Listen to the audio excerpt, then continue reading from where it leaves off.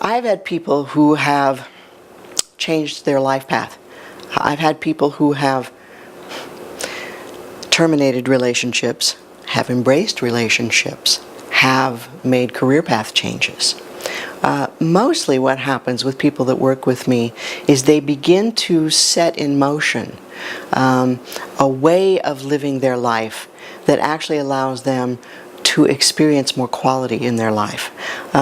So while they might be able to point to specific occurrences that they would love to give me credit for, I really can't take it any more than being a catalyst and a participant in the sharing of information that their own soul self decided they were ready to have and see what they wanted to do with. But it helps people. Some of the most profound changes that people have shared with me that have occurred is, number one, they don't feel so alone anymore, which is a biggie, because when we're alone we feel frightened, and then we can't think clearly and we can't feel anything around us.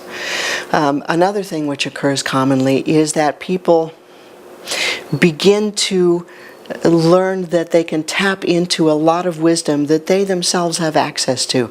So they begin to view the outside world a little bit differently. They think of the outside people, books, whatever, as resources, not as gospel. So it's very empowering for them, and they learn how to trust themselves more.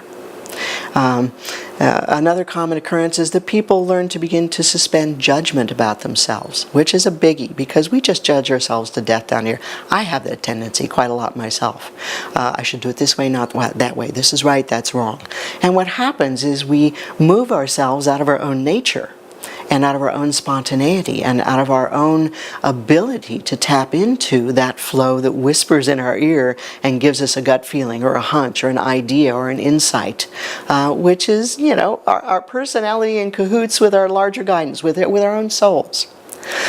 So people learn to expand themselves, open up a bit more, and in making space there, some of that old dogma, which was far too restrictive, begins to fall away. So they give themselves permission to be who they are, because there isn't anybody else like them. So who else can you be? But we run around trying to imitate how other people and how we think we're supposed to be. There's a difference between taking certain commonalities for the sake of communication and comfort with each other, and taking it a step too far, which is mimicking and judging that which falls outside of what we deem to be the norm. So a lot of work that happens with me is people beginning to validate themselves, discover themselves, empower themselves, try out some things. And in the process of that, they discover that many things in their life change, and change significantly. But the most important thing that changes is how they experience their life and themselves, how they think of themselves, and therefore how they think of other people. And my hope is that then they get more consciously and actively involved in making a difference in their world, not from an angry, judgmental place, but from a place of sharing what they have to offer, bringing their gifts into the world.